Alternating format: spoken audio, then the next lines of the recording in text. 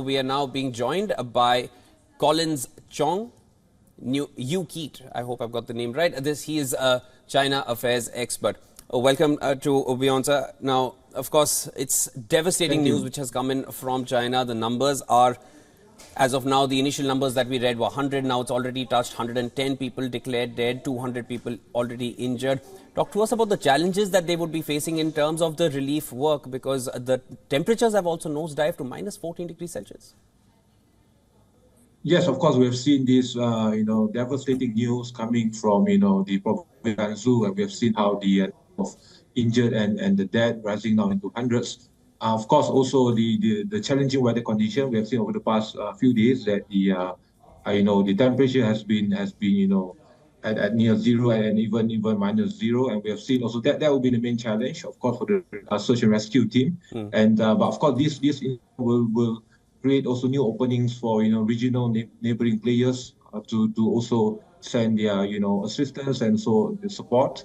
And of course, this will create a new diplomatic opening for for China as well as for regional peace and stability, and hopefully that this tragic incident will also trigger a new wave of a better diplomatic and also cooperation and supportive ties with neighboring players, including Japan. So what will be the challenges that the rescue teams would be facing at the moment? Because what would be the challenges is what I wanted to also understand from you. The kind of experts that rescue efforts that need to be carried out at the moment, and also the impending fears of other factors, like the Chinese top leader Xi Jinping has ordered the deployment of heavy workforces, and he's saying this is being done to prevent secondary disasters caused by factors beyond the earthquake. What would be the other challenges to prop up at the moment? Of course, for the search and rescue team, it's a huge challenge in terms of finding victims, as well as ensuring that the process of finding the victims, through these different methods used, will not create further harm to potential, people still trapped in the rubble. We have seen also some weaknesses of the structures of the housing, as well as as we can see before, some crises in the past, earthquakes in the past, where subpar materials being used in terms of building these buildings and houses, and also the equipments being used for the search and rescue team in order to minimize any potential damage, any risk to the people still trapped in there. And of course, to get the right expertise into the areas in terms of search and rescue dogs, and as well as other experts in the area, working under the challenge of this dwindling temperature and this challenging cold weather is another source of challenge. Of course, moving forward, this is a critical time for the first few days for search and rescue team to start to ensure to maximize the number of potential rescue of people. So the method strategies being used to minimize any potential risk to the people still trapped under the rubble.